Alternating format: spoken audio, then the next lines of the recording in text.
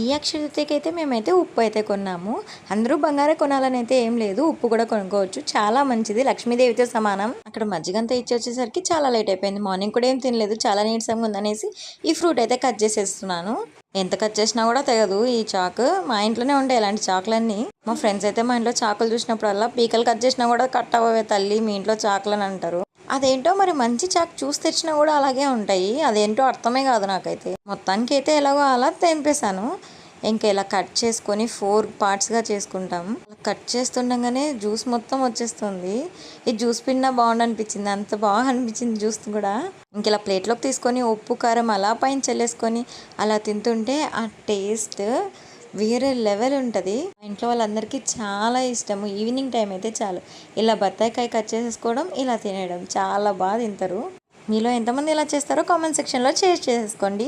ఇంకా మా మమ్మీ కూడా వచ్చారు. సరే మా మమ్మీ కూడా నువ్వు కూడా తిను మమ్మీ అనేసి తీసుకెళ్ళి ఇచ్చాను. మనం ఊరికే ఉంటామా, ఉండం కదా. ఈ వైట్ ఫ్రాక్ తీసేసిన తర్వాత తినొచ్చు కదా. ఆహా అలా వినం, ఎలాగో అలా తినేద్దాం అనుకుంటాను, మీద పోసేసుకున్నాను. ఇంకా మా మమ్మీ ఏమంటుంది అనుకుంటే సూపర్ సూపర్ అనింది. వీడియో నచ్చితే ఒక చిన్న లైక్ ఇచ్చేయండి. Thank you, bye bye.